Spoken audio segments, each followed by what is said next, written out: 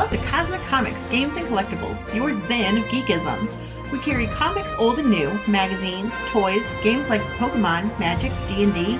Want Godzilla, Ultraman, Star Trek, Ninja Turtles, Funko Pops? You'll find it all here. Shop our Cosmic Sound Room and pick up a record or two. Enjoy our Comic Coffee Lounge with a cup of Sasquatch coffee or a delicious menu item while geeking out over a super cool movie on our big screen. Come by and say hello to Maui. Cosmic Comic, Games and Collectibles. Superman loves us, and so will you.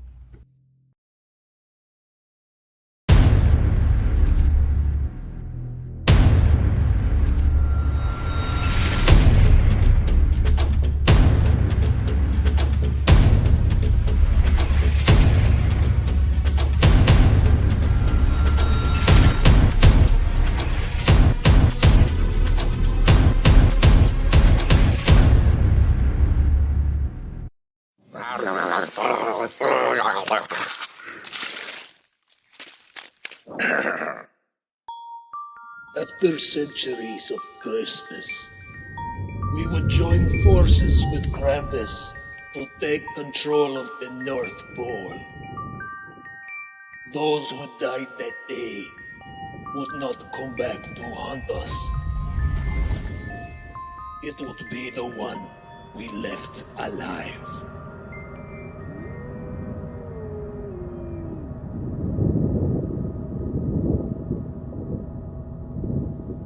Every year for the past 3 seasons, we've taken Joey on a tour of the toy sections of all the department stores. Oh, well, now, ain't that nice? Is this part of your game? No, I don't know nothing about that. Did you do that? What did he do? What are you up to now, young man? Just a little game that Joey played on us, Mrs. McNulty. A game that sort of backfired. Oh, gee. And I thought I had it planned so good. You did, Joey. You just made one mistake. Only what? What?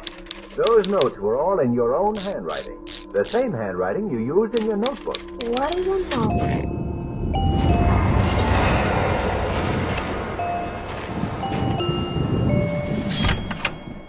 Now, there may be some of you who haven't yet completed your Christmas shopping. Ah, good. I was worried you would forget about me. I was afraid I'd have to use this. Come. Sorry I'm late.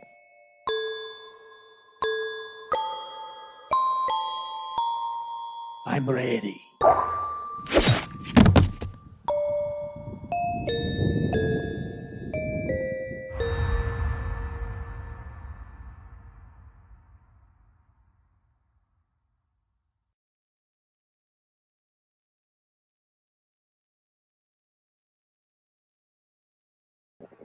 And good evening, everybody. I am RJ Carter, Senior Managing Editor here at CriticalBlast.com. And it snowed yesterday. It was flurries, and it didn't stick. I didn't even get the windshield wet, but I was driving in snow, eating leftover half-off Halloween candy. So it is officially Christmas. So with that in mind, we are going to start jumping into the Christmas books like my ex-wife into her Hallmark holiday movie marathons. Only we're going to do it with comic books. And tonight, to start that off with, we have Mr. Scott Wilke, creator of PERIWINKLE. Scott, how are you doing tonight? And you look so colorful compared to my whited out. Right. I don't know what kind of filter I have on. It's obviously some fashionable thing. I like it. It sets the tone. How are you doing? Thanks for having me. I'm glad to do it, man. That first of all, the animation is very, very good on that. Oh yeah, Jared killed it. He's done a few now for Bad Bug. His Dead and Moon one. I love that one. But yeah, he's uber talented. It definitely sets the tone. I'm like, I could watch the whole story done in that kind of I know. animated I wish format. we could do that. I know. Yeah, that'd be amazing. We have a very active chat out here waiting to find out about what's going on here. We have Robert Roberts says, hail President Xenu and hail Lady Xena, our true saviors. Yes, hail, hail. Lorenzo Sleestack is in there. Hello, Lorenzo. Glad to have you. Woody Miller is out here. Happy holidays, RJ. Yes, it's holiday time. I'm ready to smoke a turkey. I don't know how I'm going to fit it into the zigzag papers, but I'm going to try. And hail to the chat from Harrisburg. It snowed here today in Pittsburgh too. Just a few flurries here and there, freezing. But yeah, it got cold. And I'm like, I drove up from Arkansas to St. Louis. I'm like, it's chilly. I'll put my jean jacket on. I got out in St. Louis, like, holy hell, what happened? See, I'm in Phoenix, so I don't remember. It's been a long time since I've experienced that. So it's like 89 degrees here. So lovely weather. Yeah, exactly. Bored weather forecasters. Yep, it's 89 again today. Exactly. So you got this time kind of sort of right. I mean, it's a holiday season to promote a Christmas comic, but Christmas comics are difficult, especially with crowdfunding. I mean, with like an established magazine publisher, hey boys, it's April. Get to work on the Christmas book. Yeah. so we can have it in stores as soon as the trick or treat candy gets off the shelf, and we can put the Christmas comic book up there. Very hard to fund a Christmas comic book in April, I think. Oh yeah. Yep. I think we picked the best time that we possibly could. Because like you do it any sooner, people are already annoyed with Christmas. Like, because there's people like my wife and I, we love Christmas. I mean, we've already decorated. So there's people like us, and then there's people who even up till December 15th, they cringe at the sound of Christmas music at the stores. So I think, and Mike and I discussed proper times to do it. It just kind of worked out this way. We found Arturo, the artist, probably midsummer. So we got cracking as fast as possible. We knew we wouldn't be able to pull off it launching or getting printed by this Christmas, but the way Arturo is pumping out the pages, it's going to be in their hands in no time after the Kickstarter. So yeah, if you could find a way to like promote now and deliver in December, that would be perfect. It's not going to be possible. Not with an 80 pager, because it's actually pushing 90, to be honest, and we'd love to add more to it. So depending on where we're at the end of the campaign. But the way Arturo, I mean, it's a blessing in that we found him, because the guy is just a marvel. And considering the amount of detail he puts in the pages, I don't know how he pumps them out as fast as he does. Now, this is all under the Bad Bug imprint umbrella, what have you. Given that it's crowdfunding, what is Bad Bug? Because it's not like the same thing as DC Comics or even Alterna Comics, or is it? Bad Bug, I think, is like, it's unlike anything that's currently out there in the indie market. It's Mike Tiener's brainchild.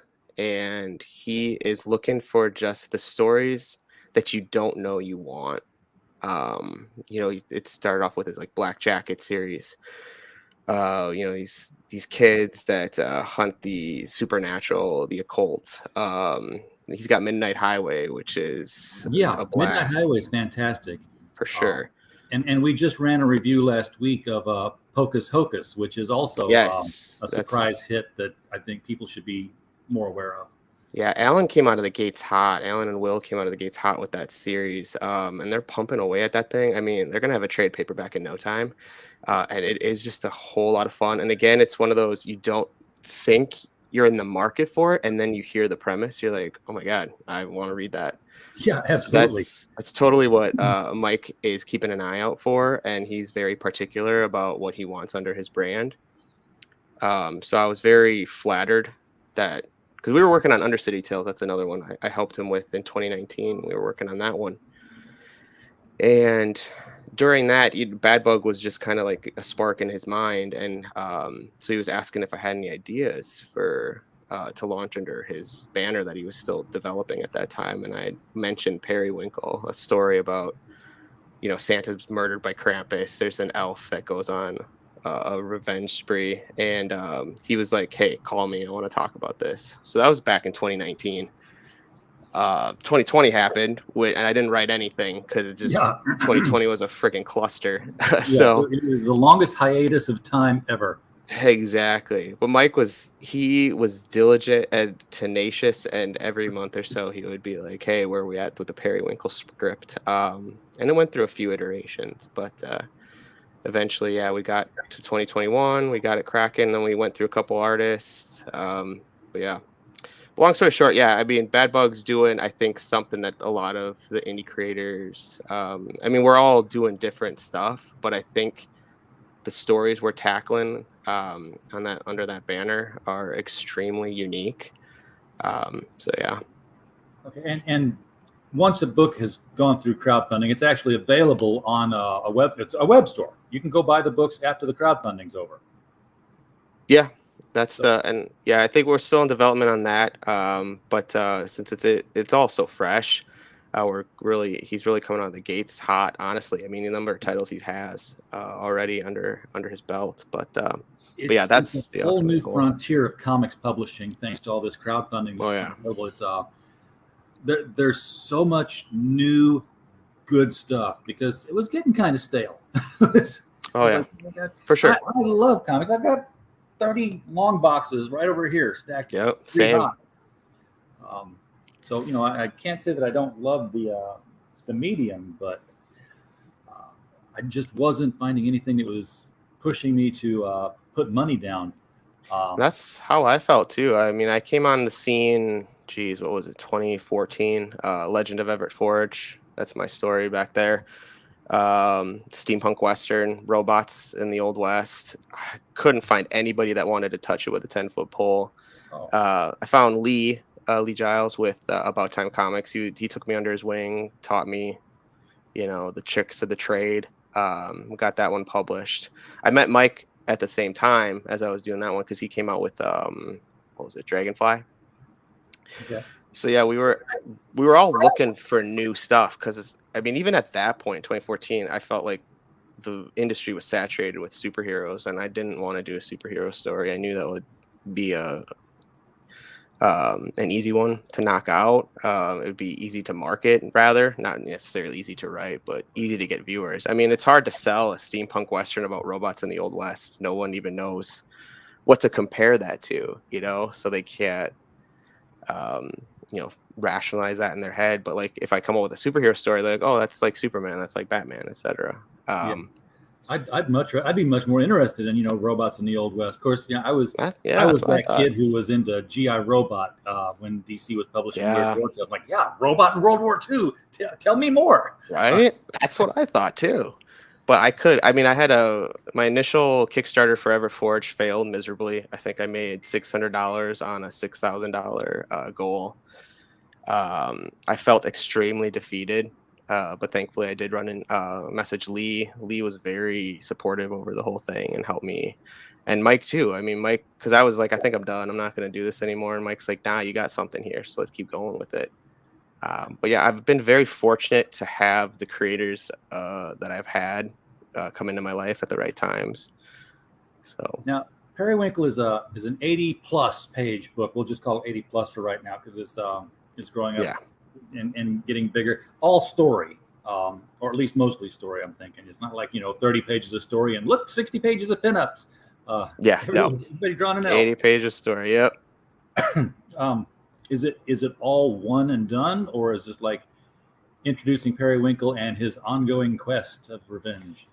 This particular is a contained story, so it's a one shot. But I was just talking with the Bad Bug team. I have plenty of lore, and I've already got some stuff drafted out for a prequel and a sequel. So there's just so much, and like I found that looking into Krampus lore, Belsnickel lore, I discovered like how deep that well runs. So I just started making notes as I was doing that, and I'm like, man, I have a lot to pull from. So everybody's discovered Krampus in the last 5 to 10 years here. Exactly. Because I had never heard of it. I heard of Krampus. My first time was Bram wrote the novel Krampus. Thank you. I love Bram. I just finished his Lost Peter Pan book. I can't remember the name of it now. Child Thief, dude. That was Child Thief was fantastic. I've got Slewfoot sitting on my bed at home, and I'm like, I've got to get into this book. It's my new Brown book. I've got to read this, but I haven't gotten to that one yet. What's the one? Rose. That one, and then Plucker If you've ever read Plucker by Brom, I that's have not. insane. Yeah, I would check Okay, that so one out. there's more stuff I've got to dig up. But yeah, Brom, that was yeah. my first exposure to Krampus, and I'm like, I heard the movie, I'm like, they're making a movie out of Brahms' book. No, they weren't. It was, Right. I wish they would. They need to. that would have been a much better movie. Yeah. I grew up with Krampus because my mom, she's from Austria. So I from a little kid on, she would tell stories about Krampus, and because he's very big over in the Alpine, Germany, Austria area. So she would tell me stories about how he would like travel down the streets and pick up the kids who were naughty and throw them in his sack and stuff. And I'm like, I think that sparked my interest in the dark Christmas lore early He doesn't on. just throw him in a sack. He beats the sack with a stick. Yeah, exactly. That'll teach you. And you got to pay him off. You got to put money in your shoes. Exactly. You do that, and he's like, okay, you're paid up for the year, kid. Nice Christmas you got here. Be a shame if something happened to it. No kidding, right? So let me bring the campaign up here. Add to stream. $6,041. Nice. Excellent work, but you've got the weirdest goal I've ever seen. Is this in Canadian originally or something? Because it's an $8,008 goal. That's an inside joke from one of the Bad Bug team members, Mr. Allen. So you're trying to get booed. Yeah, he's clever gentleman. But yeah. All right. Well, let's see if we can achieve boob for the comic, because it's the only way that you can get a boob in a Bad Bug comic, because they're actually fairly clean for as horrific and we got Dead and Moon though. Sure that's our booby book is Dead and Moon, and that one's coming out soon. So then you won't have to get the 8,008 anymore. We won't. No. So I'm going to not be seeing you here as I switch to my other tab, because I'm on just the laptop, no external monitor. I'm flying blind. All right. So here's the cover. This is a brilliant cover. This is Krampus. And folks, if you're in the audience paying attention, pay careful attention to the candy cane Slayer axe. That's going to be very important. I love that name. Thank you. It's a Slayer. That's even worse. I love that. I love that even more. I want people to appreciate, because I feel that axe has sparked the iteration of Periwinkle that we have. Because the earlier iterations of Periwinkle, I had this whole lore about the battle elves, and they had these particular blades, and it just didn't sit right with me. So that axe, I had a dream almost like Doc Brown with the flux capacitor. I had this image of an axe that was homemade. It's using the North Pole as its handle, and the runner from the Broken Sleigh as the blade. And I'm like, that's it. I want a homemade, just brute of a hero. He's not trained. He's not good at combat. He's a bar brawler. And so that's how we got there. So that axe sparked everything. So the story, I don't know if this happens before the story or it happens shortly in the story, but basically Krampus says, okay, I had enough of this shit, and goes to the North Pole with a team of Belsnickles.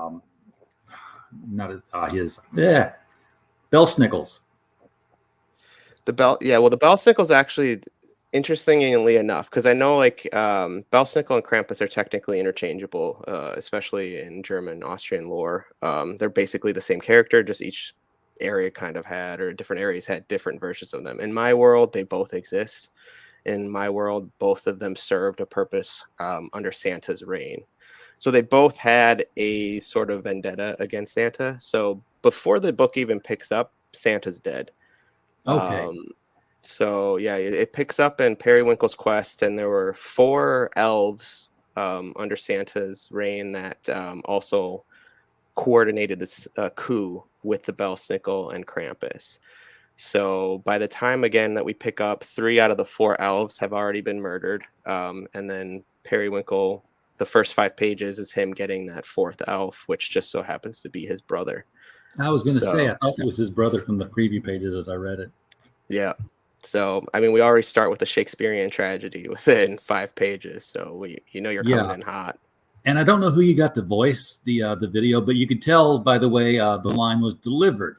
I'm sorry I'm late. He doesn't want to do this, but he's Exactly. like, but it can't be left unpunished. Exactly. Yep. Exactly. So what is how long has this been then? How long has he been on this quest? Is it like, Christmas died years ago or Christmas died last year? It's been a few years. We don't really delve into the exact amount, but I've probably 5 or so years. And one of the pages, and you'll probably show here shortly, he's walking through North Pole, and it's in rough shape. It's been abandoned. After the coup, like half of the elves ended up leaving with Krampus. Half of them ended up just leaving the North Pole in general because they didn't know what to do. So the North Pole is pretty much a ghost town at this point. They went to bake It's only- cookies. exactly. Yeah.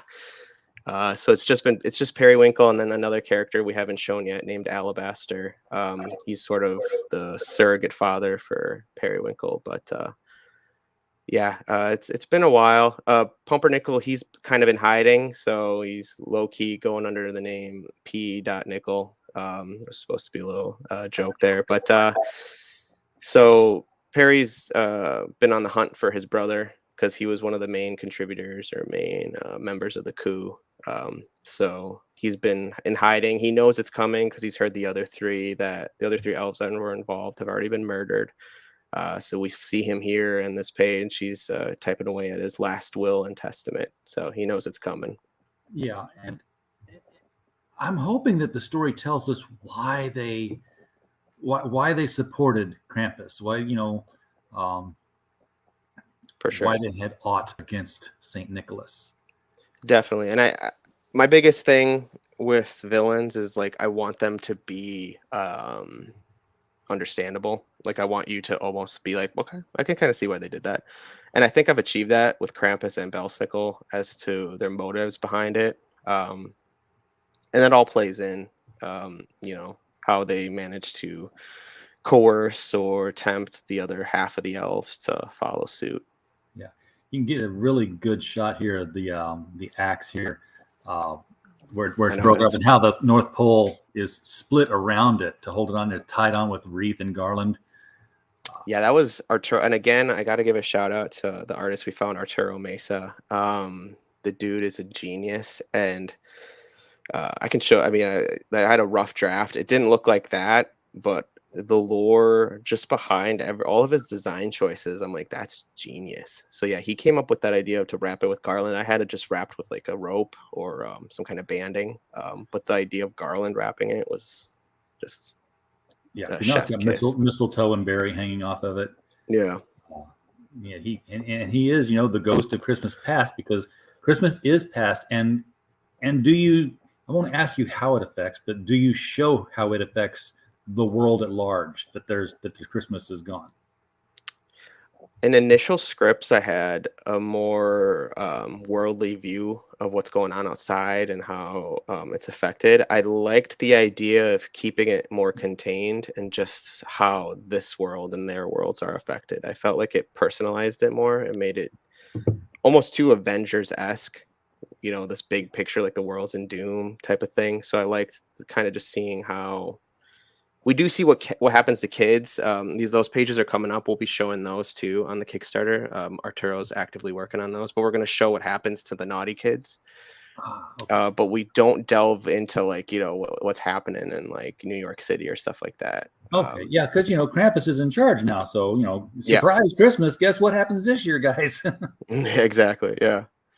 But Arturo, I actually have to get back to Arturo. He sent me the rough drafts on the pages, so those are looking amazing. We really get to see into Krampus's realm in these next ones, and this world he's built and the degradation, as you can see in this panel specifically. That's Pumpernickel, Periwinkle's brother. He looked like a cute elf normally, originally, but as they've abandoned Krampus. As they've abandoned Santa Claus and went with Krampus, their magic starts to deteriorate. So as their magic deteriorates, so does their physical form. So you can see, and he had a cool touch that I love, is that, the ones who followed Krampus, they start to emit this like red out of their eyes. And if you looked on a previous page, Periwinkle, who still contains some of his magic, emanates a blue out of his eye when he's impassioned. So just touches like that Arturo has added has just elevated the story even more. And through this discourse here, this is where we find out a little bit about why the elves, how they felt about Santa, or at least how Pumpernickel felt about him. Yeah. Again, there's so much to be delved into here. We don't know whether he was made to see it like this or if he always saw it like this. But I Pumpernickel's love very stoic though about what's coming. And that's the thing. He knows. I mean, as you can see in those earlier pages, he was considering offing himself. So that was the plan. He realized, though, unfortunately, he ran out of time because Periwinkle found him. But he knows. I mean, there's no stopping Periwinkle at this point. But yeah, we definitely do delve into whether or not how much of that was true or how much of that was instilled by Krampus. So. Yeah, Aaron Jordan in chat says that's a big scythe. Yes, it is, Aaron, and you ain't seen nothing yet. If that scythe has got your attention, hang on. We're scrolling down the Kickstarter lane here, and you're gonna want something on your Christmas list.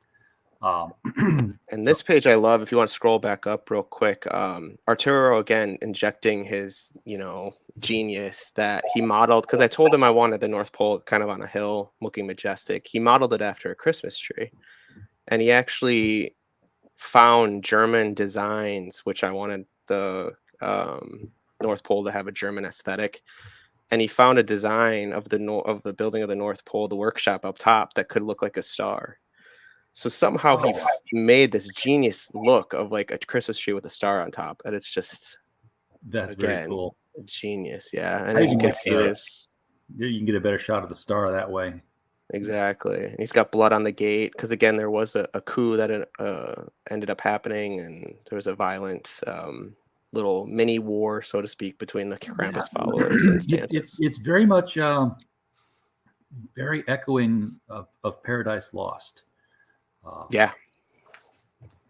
We with the war in heaven. And if you ever read Paradise Lost, by the way, I read it on purpose when I was an adult, and I was very surprised that I was like okay, it's gonna be an angels at war. I was like, wait a second, they're pulling out cannons, right. And I never thought about that before. But he's giving these guys modern weapons before we've got Bronze Age man. Yeah. So yeah, it's very interesting. I love that you brought that up because it does kind of mirror that, and I didn't want to make it too heavy-handed in that, but that is kind of the idea that I was going for. Wow. And that's a shot coming up of the North Pole again, that abandonedness of it. Really wanted to echo that second panel. That was one of the first panels I thought of, just him walking past this abandoned toy store. It's cobwebs everywhere. Yeah, I love that. And that's a gorgeous shot there. The North Pole, it's just kind of in disrepair. That bell, you can tell some real nastiness happened there. Yes, the brick looks like the mailbox might have been here at some point. Yeah. Beat over. This is a big bell, by the way. This looks like a little teacup Christmas bell. But this is Periwinkle here trudging up the stairs, and look at the track that this bell left. Exactly. This thing plowed a trough. It went down, man. It was violent. But that's why I definitely want to explore prequels, because I think there's a ton to explore. But to serve this story properly, I really wanted to pick up by the time all that had happened. And then this page here again, speaks to Arturo's genius. Just you could probably spend a good 20 minutes looking at this and finding toys and and every panel I've seen so far, he's taking every possible angle except straight on. It's very very cinematic in its approach. I'm glad you said that, because he does have that style, and I love that, and that's why we picked him. Again, actually, shout out to Mike. He's the one that found Arturo, because I had found an artist. We did like 3 pages with them. Unfortunately, I think they got scared off by the amount, like an 80-page book. I think they weren't ready for that. Yeah. So they abandoned the project after 5 pages. So I was kind of looking around, and he had told me to check out Arturo, and I'm so glad I did because, again, those pages speak volumes. And for all you superhero fans out there, there's the Batman figure that they were working Exactly. on. Big Batman Lego. We got Ed. If you get like Transformers, it looks like he's got Optimus Prime there. We got Baymax. Yeah, I was going to say there's Baymax, there's Optimus Prime. Just in funny little stuff like that. Yeah, if you just look around, it's because I've had these pages for now a few weeks, and I'm still finding things he injected in there. It's genius. I'm surprised there's not titles on the book spines. You're like, wait, that's a copy of the. Right. So, and you know what? We've gone through pages here with no dialogue, and there hasn't had to be any because the pacing is built into what we're seeing here. Awesome. Thank you. You can tell that this is a slow. It's a slow scene. Your eyes take it slow. What's he doing here? He's pulling something scraping somewhere. I don't know what the scraping noise is because he's pushing that ladder along the track. Yeah, got it. And he's going to climb up, and he's got a list, and he's obviously checked it twice. Exactly. Yeah, I wanted to, that iconic scene with the Walking Dead comics where, the horse is going down the one side of the highway with no cars and the other lane's got all those cars coming. Like, that's so, it tells you what the story's about with just one image. I really wanted something to mimic that. And this was, as close as I can get. But we've got to scroll back. We've got to scroll back. Okay, so here, let's take another look down at the floor here. From overhead, here is the candy cane ladder that he eventually climbs up. Mm-hmm. He pushes over, he climbs up it, and he walks away. Notice the candy cane ladder is up on that board. Look how huge this list board was as he's walking away. Yeah, and he took up the whole board for 6 names. Yeah, exactly. And I think again with the you mentioned the lack of dialogue or anything like that. I really want to bring out the solitude of his life currently, and then like you said with the size of those names, the scale of this whole room, passion, that he has to. And Krampus is of course the biggest name on there because he's real pissed at him. Saving him for last. Yep. Although Belsnickles, he's building up he's up there. Now, there's actually 2 books being promoted on this Kickstarter. Yep. And I haven't talked about the other one yet, but his name is Wrath is also, you'll see it in some of the tiers over here. Yep.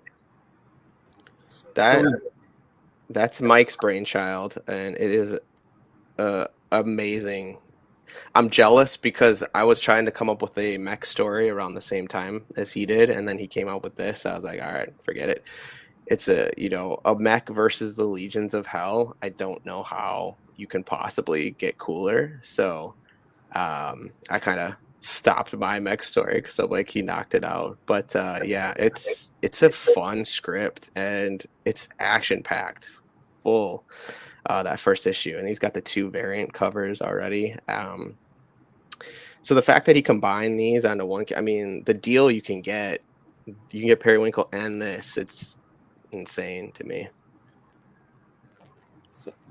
And there's a lot of people into mechs right now. Oh yeah, I love mech stories, and there's honestly, I feel maybe I'm not finding them, but the shortage of them. So, and again, check out Mavericks. Mavericks is a great mech story there. So here's where we're getting into the tiers. This is what I was digging down here looking for because I hate going over here because look, I can't read what we're supposed to do. Yeah, exactly. So thank you for actually being one of the people who puts it over here for us to see, and on top of pretty graphics that are animated with stars, right? So Christmassy. It looks beautiful. I love that one. So for $15, and for folks in the chat here who have to have the digital, I know you're out there. $15, you get both the PDFs. You get Periwinkle, and you get His Name is Wrath, which is practically 100 pages plus. Yeah, over 100 pages of story. So that's insane. You won't find that very often at that price. If you want the physical book, it starts at $25 for the physical. You still get the PDF. I don't know what stretch goals you have on this yet, but we'll get into that if you are going to even have stretch goals. Yeah, we have plans for some. For $5 more. For $5 more, you can add His Name is Wrath physical copy to your Periwinkle physical copy, and you'll get PDFs of both. Right? That's insane. So basically, since the 2 PDFs are $15, for $15 more, you can get the physical copies too. Yeah, I mean, it's a no-brainer to me. I understand that some people prefer PDFs over physical. I'm a physical. I like the physical copies. So I do have yeah, physical copies, but like Robert is in the chat, and he's like, he's working on the Alaskan pipeline or something. He's working up in the Yukon, and he doesn't have any place to put books. Yeah, well, there you go. I mean, I get the struggle. I mean, but yeah, with that at that price though. Okay, so this is another $30 tier, and this is different because this is this other cover for His Name is Wrath. So the alternate cover B. Yeah. There's only one cover for Periwinkle so far, or is that going to change? I would love. We're exploring that. If it's if we can get a certain stretch goal, we'll probably end up exploring that. But I just loved the aesthetic of that initial one. By the fact that he designed it to be like a Christmas tree was. Yeah. I just I don't know if you could top that, but yeah, we're definitely exploring options for top variants. Christmas tree. Oh, okay. $40. His Name is Wrath, both covers and the physical. Both covers, yeah. So that's what I'm so excited about. I told Mike from the moment when we started, I'm like, there needs to be a hard copy version of this book. So yeah. And shout out to Dave Lentz. He's a genius and magician, and that because I told him I wanted the logo to have like a Tim Burton-esque feel. I'm a big fan of Nightmare Before Christmas. And he delivered with that logo. So, I mean, that logo alone on a hardbound book just pops with that gold kind of foiling to it. I mean, it's out of this world. And that's kind of book where you put it on the bookshelf and you pull it down for a Christmas story around the fire. And it doesn't look like you're pulling down a comic book or a graphic novel. Thank you. Almost Exactly. expect children to look up at you with rapt attention and then be scared out of their ever-loving. Exactly. $80 retailer tier. So here you go, folks. If you are a retailer and you want to have this in your store, this is what, $20 a piece? No, less than $20 a piece. It's 80. Oh, I can't do math. 80 divided by 5 is. Yeah, stop. I'm not good. I'm an English major. I don't know that, but yeah, around there. Yeah, I mean, you'll still be able to make a profit off that. Exactly. Yeah. And you really want to get the Bad Bug bundle, all the books here, all the physical books, $100. You're getting Periwinkle. You're getting His Name is Wrath. Did we switch titles here? Oh, no, for some reason I thought it was My Name is Wrath. I think it is His Name is Wrath. I think so. Yeah. Yeah, it should be. All 3 black jackets. Definitely you want to get Hocus Hocus 1 and 2, folks. Yep. And Dead and Moon and both Undercity, I wrote those, so show Mike that those are good books, so he'll let me keep writing things. All right, and then the stocking stuffer level, you get to be drawn into the book. You get the hardcover edition plus the print edition plus. Okay, there's a gold foil print. Yeah, there'll be a gold foil print included. And then also with the drawn into the book thing, we have options. So we're going to have, because there's kids, so if you want to have your kid drawn into it, there's the kids that are being punished by Krampus. So if you want to really, if you had any naughty kids this year, you can be drawn as a good elf or a bad elf, because again, there's 2 classes of them. So there's actually options to that. So it's really fun tier. If you want to kind of explore your options and see what you would look like as an evil elf. I like it. So when you say evil elf now, there were 4 and they're dead, but there's more. There were 4 that were involved in the actual organization of the coup, and then they're the ones that kind of rallied the troops, so to speak. So there's 4 top tier for Periwinkle. He's going after anyone who went with Krampus, but there's 4 particularly that he went for, that he knew co-conspirated with Krampus and Belsnickel. Okay. So again, drawing the parallels to Paradise Lost, a third of all heaven fell. Yeah, yes, exactly. Thank you. Yeah. This guys, you saw the axe. Yes, and I actually did make, because I like building props, so I actually did create one myself. Hold on, let me give you a big screen here. So there we go. You can get the axe. Yep, all made out of wood. It's safe. I wouldn't use it on a younger sibling or anything like that. I don't condone that. Yeah, it'll be built to scale for a human. I mean, I don't want to make it scale for an elf, but yeah, it's been fun. So we got 3 of those. A pretty big elf. Exactly. So yeah, if you want to have a unique Christmas ornament sitting in the corner, maybe catty corner from your tree, maybe just put it out on the front porch put it next to your front door, next to the wreath. Merry Christmas, watch your step. Exactly. You can get this as an add-on too. You don't have to go to the $400 tier. You can just say, hey, just give me the axe, $250, 39-inch pole. That's what she said. 24-inch masonite blade. Yeah, and that's just to keep the weight down. If you do want to like hang it up and display, you don't need hardwood up there or whatever. But we got enough fans out here who are metal workers. They'll just take that thing off and start tracing it. God, that's my next plan, is to do actual metal. But as far as giving that to the general public, I'm sure there's some legal ramifications. I'm sure encounter. Yeah. You can add on being in the book for $150. I love these sketches here. Yeah, and Arturo again, he gives me and that's all will be at the back of the book. Another part of our stretch goals, because he's gotten so much of the stuff that he wants to share. So we hopefully we'll have those as add-ons in the back. Yeah, and you got these are the greeting cards here. These are all Arturo's artwork. No, those are by, I think if you scroll down, they should. Yeah. So we have Ed Bigford for the Merry Krampusnacht. That one's a fun one. We have Danny and Julian with Periwinkle coming out of the fireplace. And then Summerdale, which she's the next to the Prancer ones down below. I was just looking at Periwinkle coming out of the fireplace, and I thought, wouldn't it be nice if he was like still trying to keep Christmas alive somehow by doing deliveries all this time? Right. That chimney one is actually we sent it to Danny. It's based off of the Golden Book. Those the Golden Books that all the kids had. The Christmas one. It's based off of that.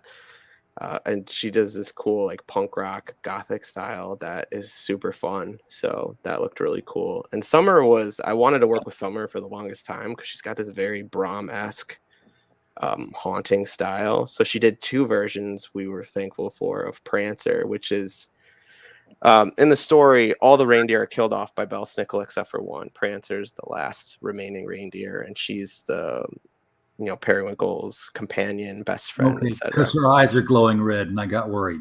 No, yeah, she's on the good side. He rides her like a steed. Unfortunately, she's lost her magic through all of this, so she can't fly, but she can still obviously run. So she gave us 2, one gory version and one less gory version. I really like that skull one because I love skull aesthetics, but yeah, she knocked it out of the park with those. That's very cool.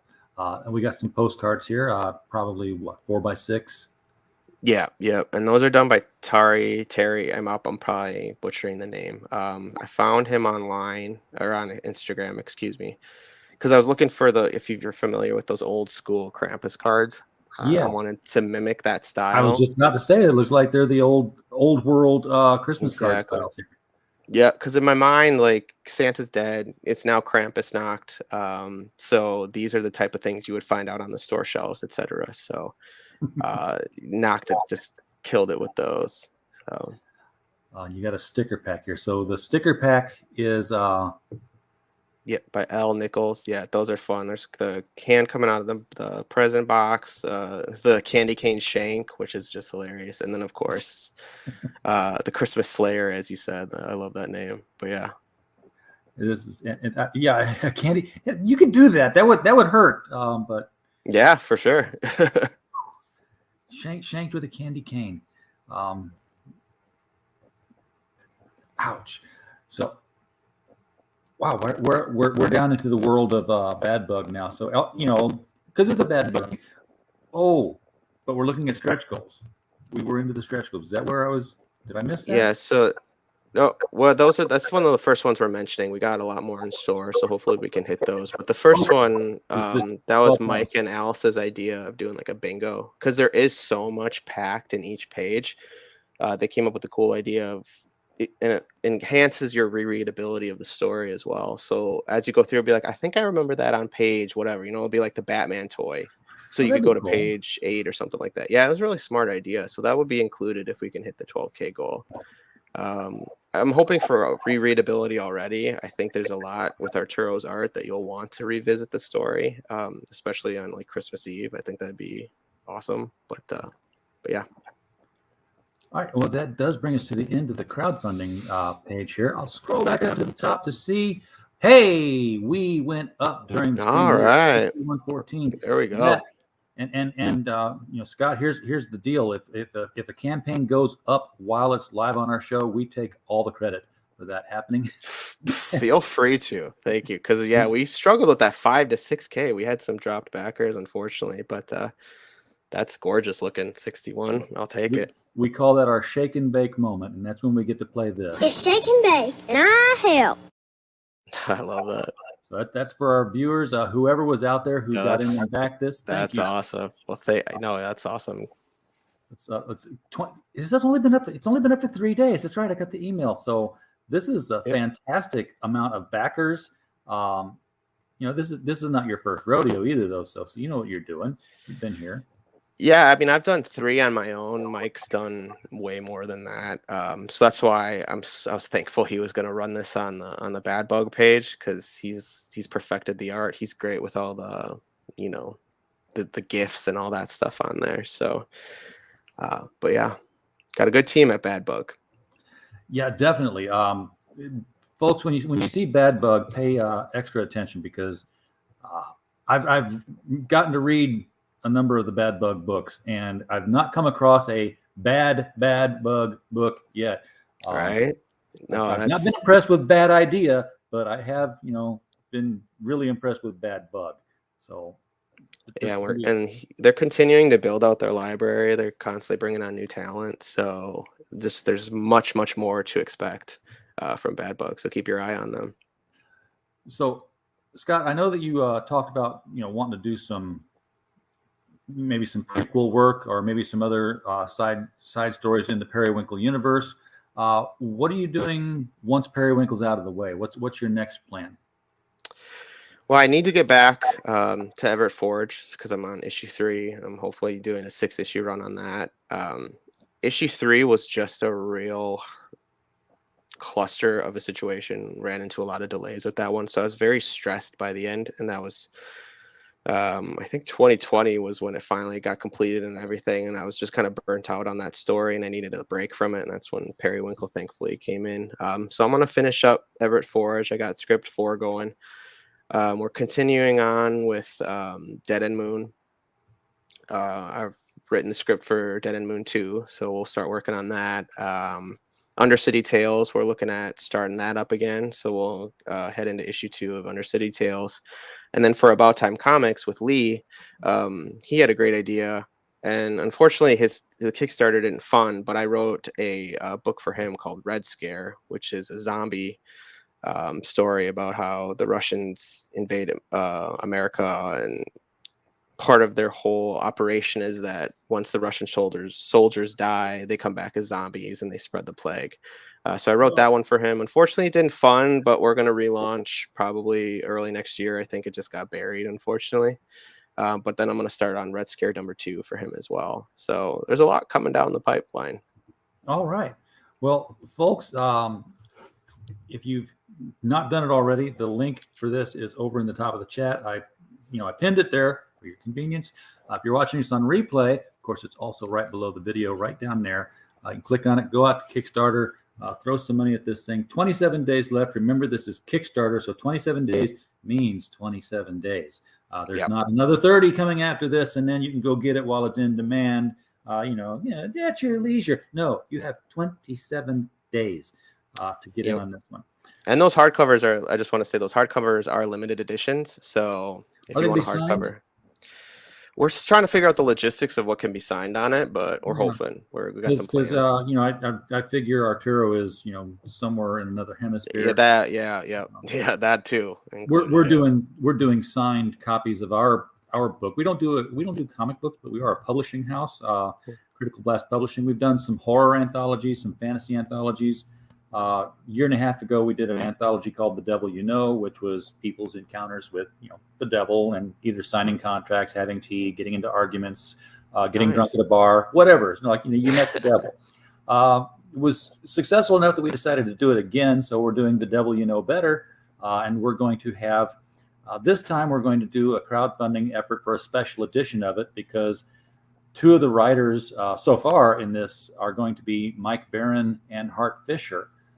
So we're going to, crowdfund a copy of the book that will come with a signed bookplate, signed by both of them, and possibly a bookmark of some kind, maybe metal, even if we can get it. And that'll only be available to the people who, back the crowdfunder. It's going to be on Indiegogo, I think. But nice. We're doing the book either way. This is just to offset some of the costs. We've done the book exactly. Before, I think that's why not do smart. something special while we can. Yeah. With that said, Scott, thank you so much for bringing Periwinkle here tonight. This has been a real blast. Thank you. To see him. And folks in the chat, thank you for showing up tonight. We definitely appreciate you backing Periwinkle, and for just being here. We don't have a show unless you're here. So, as always, we just hope that while you were here, you had a blast. Good night.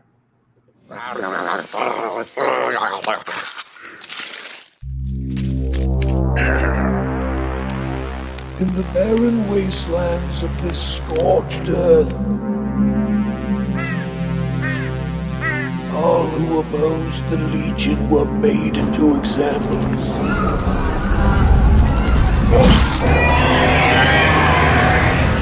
Like the hordes of hell that overthrew us, our Savior came.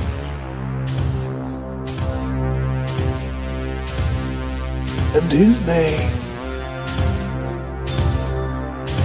was Wrath.